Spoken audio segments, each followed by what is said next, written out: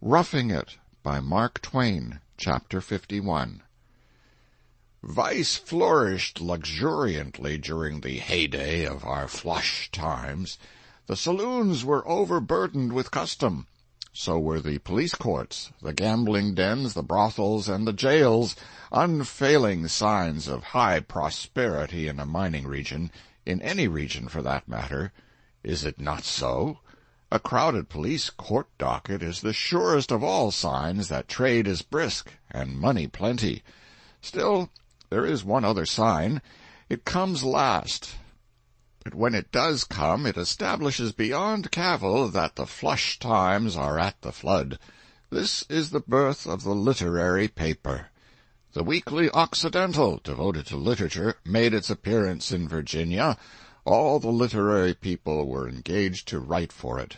Mr. F. was to edit it. He was a felicitous skirmisher with a pen, and a man who could say happy things in a crisp, neat way. Once, while editor of the Union, he had disposed of a labored, incoherent two-column attack made upon him by a contemporary with a single line, which at first glance seemed to contain a solemn and tremendous compliment, viz., "The logic of our adversary resembles the peace of God," and left it to the reader's memory and afterthought to invest the remark with another and more different meaning by supplying for himself, and at his own leisure, the rest of the Scripture, "in that it passeth understanding." He once said of a little half-starved wayside community that had no subsistence except what they could get by preying upon chance passengers who stopped over with them a day when traveling by the overland stage, that in their church service they had altered the Lord's Prayer to read, "Give us this day our daily stranger." We expected great things of the Occidental. Of course, it would not get along without an original novel, and so we made arrangements to hurl into the work the full strength of the company. Mrs. F. was an able romancist of the ineffable school. I know no other word to apply to a school whose heroes are all dainty and all perfect. She wrote the opening chapter, and introduced a lovely blonde simpleton who talked nothing but pearls and poetry, and who was virtuous to the verge of eccentricity. She also introduced a young French duke of aggravated refinement in love with a blonde. Mr. F. followed next week with a brilliant lawyer who set about getting the duke's estates into trouble, and a sparkling young lady of high society who fell to fascinating the duke and impairing the appetite of the blonde. Mr. D., a dark and bloody editor of one of the dailies, followed Mr. F. the third week, introducing a mysterious Rosicrucian who transmuted metals, held consultations with the devil in a cave at dead of night, and cast the horoscope of the several heroes and heroines in such a way as to provide plenty of trouble for their future careers and breed a solemn and awful public interest in the novel. He also introduced a cloaked and masked melodramatic miscreant, put him on a salary, and set him on the midnight track of the Duke with a poisoned dagger. He also created an Irish coachman with a rich brogue, and placed him in the service of the society young lady with an ulterior mission to carry the billet doux to the Duke. About this time there arrived in Virginia a dissolute stranger with a literary turn of mind. Rather seedy he was, but very quiet and unassuming, almost diffident indeed. He was so gentle, and his manners were so pleasing and kindly, whether he was sober or intoxicated, that he made friends of all who came in contact with him. He applied for literary work, offered conclusive evidence that he wielded an easy and practised pen, and so Mr. F. engaged him at once to help write the novel. His chapter was to follow Mr. D.'s, and mine was to come next. Now, what does this fellow do but go off and get drunk, and then proceed to his quarters and set to work with his imagination in a state of chaos, and that chaos in a condition of extravagant activity. The result may be guessed. He scanned the chapters of his predecessors, found plenty of heroes and heroines already created, and was satisfied with them. He decided to introduce no more. With all the confidence that whiskey inspires and all the easy complacency it gives to its servant, he then launched himself lovingly into his work. He married the coachman to the society young lady for the sake of the scandal, married the Duke to the blonde stepmother for the sake of the sensation, stopped the desperado's salary, created a misunderstanding between the devil and the Rosicrucian, threw the Duke's property into the wicked lawyer's hands, made the lawyer's upbraiding conscience drive him to drink, thence to delirium tremens, thence to suicide, broke the coachman's neck, let his widow succumb to contumely, neglect, poverty, and consumption, caused the blonde to drown herself, leaving her clothes on the bank with the customary note pinned to them for giving the Duke and hoping he would be happy, revealed to the Duke, by means of the usual strawberry mark on left arm, that he had married his own long-lost mother and destroyed his long-lost sister, instituted the proper and necessary suicide of the Duke and the Duchess in order to compass poetical justice, opened the earth and let the Rosicrucian through, accompanied with the accustomed smoke and thunder and smell of brimstone, and finished with the promise that in the next chapter, after holding a general inquest, he would take up the surviving character of the novel and tell what became of the devil. It read with singular smoothness, and with a dead earnestness that was funny enough to suffocate a body. But there was war when it came in. The other novelists were furious. The mild stranger, not yet more than half sober, stood there, under a scathing fire of vituperation, meek and bewildered, looking from one to another of his assailants, and wondering what he could have done to invoke such a storm. When a lull came at last, he said his say gently and appealingly, said he did not rightly remember what he had written, but was sure he had tried to do the best he could, and knew his object had been to make the novel not only pleasant and plausible, but instructive, and the bombardment began again. The novelists assailed his ill-chosen adjectives and demolished them with a storm of denunciation and ridicule, and so the siege went on. Every time the stranger tried to appease the enemy, he only made matters worse. Finally, he offered to rewrite the chapter. This arrested hostilities. The indignation gradually quieted down, peace reigned again, and the sufferer retired in safety and got him to his own citadel. But on the way thither the evil angel tempted him, and he got drunk again, and again his imagination went mad. He led the heroes and heroines a wilder dance than before, and yet all through it ran the same convincing air of honesty and earnestness that had marked his first work. He got the characters into the most extraordinary situations, put them through the most surprising performances, and made them talk the strangest talk. But the chapter cannot be described. It was symmetrically crazy.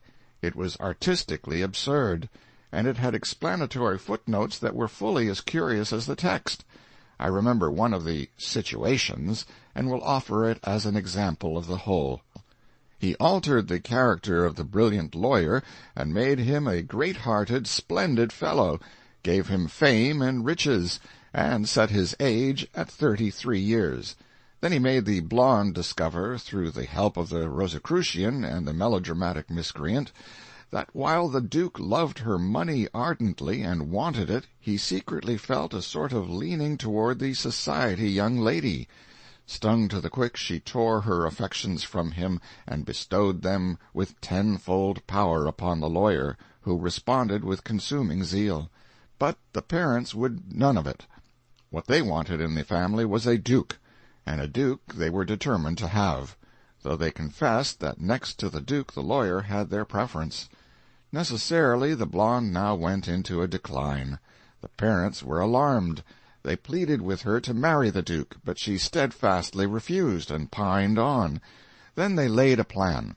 They told her to wait a year and a day, and if at the end of that time she still felt that she could not marry the Duke, she might marry the lawyer with their full consent. The result was as they had foreseen.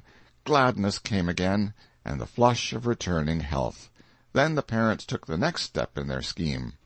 They had the family physician recommend a long sea voyage and much land travel for the thorough restoration of the blonde's strength, and they invited the Duke to be of the party. They judged that the Duke's constant presence and the lawyer's protracted absence would do the rest, for they did not invite the lawyer. So they set sail in a steamer for America, and the third day out, when their seasickness called truce and permitted them to take their first meal at the public table, behold, there sat the lawyer. The Duke and party made the best of an awkward situation. The voyage progressed, and the vessel neared America. But by and by, 200 miles off New Bedford, the ship took fire. She burned to the water's edge. Of all her crew and passengers, only 30 were saved. They floated about the sea half an afternoon and all night long. Among them were our friends. The lawyer, by superhuman exertions, had saved the blonde and her parents, swimming back and forth 200 yards and bringing one each time, the girl first. The Duke had saved himself. In the morning 2 whale ships arrived on the scene and sent their boats. The weather was stormy, and the embarkation was attended with much confusion and excitement. The lawyer did his duty like a man, helped his exhausted and insensible blonde, her parents, and some others into a boat the Duke helped himself in. Then the child fell overboard at the other end of the raft, and the lawyer rushed thither and helped half a dozen people fish it out under the stimulus of its mother's screams. Then he ran back, a few seconds too late. The blonde's boat was under way, so he had to take the other boat and go to the other ship. The storm increased and drove the vessels out of sight of each other, drove them whither it would. When it calmed at the end of 3 days, the blonde ship was 700 miles north of Boston, and the other about 700 south of that port. The blonde's captain was bound on a whaling cruise in the North Atlantic, and could not go back such a distance or make a port without orders, such being nautical law. The lawyer's captain was to cruise in the North Pacific, and he could not go back or make port without orders. All the lawyer's money and baggage were in the blonde's boat and went to the blonde's ship, so his captain made him work his passage as a common sailor. When both ships had been cruising nearly a year, the one was off the coast of Greenland and the other in Bering Strait. The blonde had long ago been well-nigh persuaded that her lawyer had been washed overboard and lost just before the whale ships reached the raft, and now, under the pleadings of her parents and the Duke, she was at last beginning to nerve herself for the doom of the covenant and prepare for the hated marriage. But she would not yield a day before the date set. The weeks dragged on, the time narrowed. Orders were given to deck the ship for the wedding, a wedding at sea among icebergs and walruses. 5 days more, and all would be over. So the blonde reflected, with a sigh and a tear. Oh, where was her true love, and why did he not come and save her? At that moment he was lifting his harpoon to strike a whale in Bering Strait, 5,000 miles away, by the way of the Arctic Ocean, or 20,000 by the way of the Horn. That was the reason. He struck, but not with perfect aim. His foot slipped, and he fell in the whale's mouth and went down his throat. He was insensible 5 days. Then he came to himself and heard voices. Daylight was streaming through a hole cut in the whale's roof. He climbed out and astonished the sailors who were hoisting blubber up the ship's side. He recognized the vessel, flew aboard, surprised the wedding party at the altar, and exclaimed, "Stop the proceedings! I'm here! Come to my arms, my own!" There were footnotes to this extravagant piece of literature, wherein the author endeavored to show that the whole thing was within the possibilities. He said he got the incident of the whale traveling from Bering Strait to the coast of Greenland, 5,000 miles in 5 days, through the Arctic Ocean, from Charles Reade's "Love Me Little, Love Me Long," and considered that established the fact that the thing could be done, and he instanced Jonah's adventure as proof that a man could live in a whale's belly, and added that if a preacher could stand it 3 days, a lawyer could surely stand it 5. There was a fiercer storm than ever in the editorial sanctum now, and the stranger was peremptorily discharged, and his manuscript flung at his head.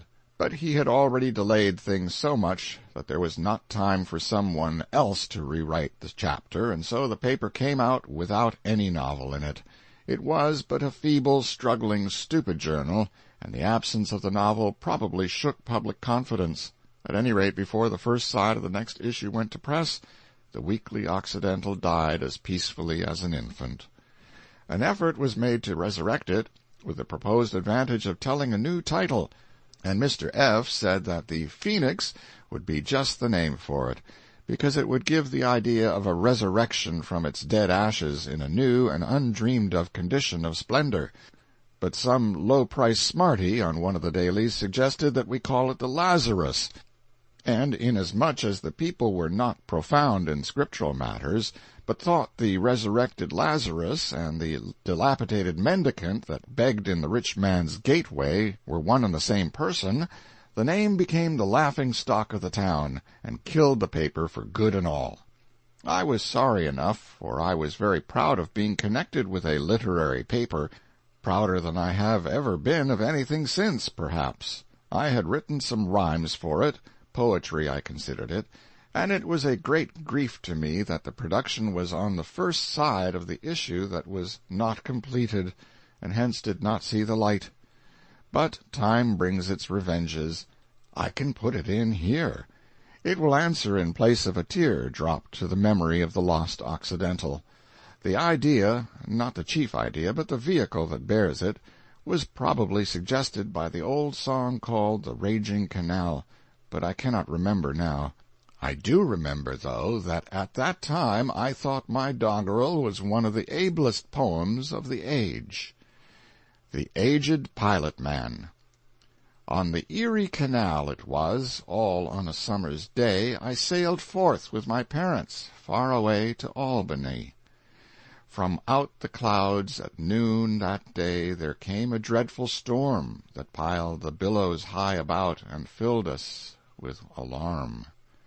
A man came rushing from a house, saying, "Snub up your boat, I pray," the customary canal technicality for tie up. "Snub up your boat, snub up, alas, snub up while yet you may." Our captain cast one glance astern, then forward glanced he, and said, "My wife and little ones I never more shall see." Said Dollinger, the pilot man, in noble words but few, "Fear not, but lean on Dollinger, and he will fetch you through." The boat drove on, the frightened mules tore through the rain and wind, and bravely still in danger's post the whip-boy strode behind. Come board, the captain cried, "nor tempt so wild a storm." But still the raging mules advanced, and still the boy strode on. Then said the captain to us all, "Alas, 'tis plain to me the greater danger is not there, but here upon the sea. So let us strive while life remains to save all souls on board, and then if die at last we must, I cannot speak the word." Said Dollinger, the pilot-man, towering above the crew, "Fear not, but trust in Dollinger, and he will fetch you through." "Low bridge! Low bridge!" All heads went down. The laboring bark sped on. A mill we passed a church, hamlets and fields of corn, and all the world came out to see and chased along the shore, crying, "Alas, alas, the sheeted rain, the wind, the tempest roar! Alas, the gallant ship and crew, can nothing help them more?" And from our deck sad eyes looked out across the stormy scene, the tossing wake of billows aft, the bending forest green, the chickens sheltered under carts, in lee of barn the cows, the scurrying swine with straw in mouth, the wild spray from our bows. "She balances, she wavers, now let her go about. If she misses stays and broaches too, we're all—" Then with a shout, "Hooray, hooray! Avast, belay! Take in more sail! Lord, what a gale! Ho, boy, haul taut on the hind mule's tail! Ho, lighten ship! Ho, man the pump! Ho, hostler, heave the lead! A quarter 3, 'tis shoaling fast, 3 feet large, 3 feet! 3 feet scant!" I cried in fright. "Oh, is there no retreat?" Said Dollinger, the pilot-man, as on the vessel flew, "Fear not, but trust in Dollinger, and he will fetch you through." A panic struck the bravest hearts, the boldest cheek turned pale, for plain to all this shoaling said a leak had burst the ditch's bed. And straight as bolt from crossbow sped, our ship swept on with shoaling lead before the fearful gale. "Sever the tow-lines! Cripple the mules!" Too late! There comes a shock. Another length, and the fated craft would have swum in the saving lock. Then gathered together the shipwrecked crew and took one last embrace, while sorrowful tears from despairing eyes ran down each hopeless face. And some did think of their little ones, whom they never more might see, and others of waiting wives at home, and mothers that grieved would be.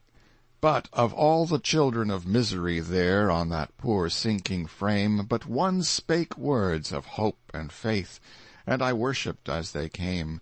Said Dollinger, the pilot-man, "O brave heart strong and true, fear not, but trust in Dollinger, for he will fetch you through." Lo, scarce the words have passed his lips, the dauntless prophet saith, when every soul about him seeth a wonder crown his faith. "And count ye all, both great and small, as numbered with the dead, for mariner for 40 year on Erie, boy and man, I never yet saw such a storm, or want with it began." So overboard a keg of nails and anvils 3 we threw, likewise 4 bales of gunny sacks, 200 pounds of glue, 2 sacks of corn, 4 ditto wheat, a box of books, a cow, a violin, Lord Byron's work, a rip-saw, and a sow. "A curve! A curve! The dangers grow! Larboard! Starboard! Steady so! Hard a port, Doll! Hallam a lee! Haul the head mule! The aft one gee! Luff, bring her to the wind!" For straight a farmer brought a plank, mysteriously inspired, and laying it unto the ship, in silent awe retired. Then every sufferer stood amazed, that pilot-man before a moment stood, then wondering turned, and speechless walked ashore. End of chapter 51.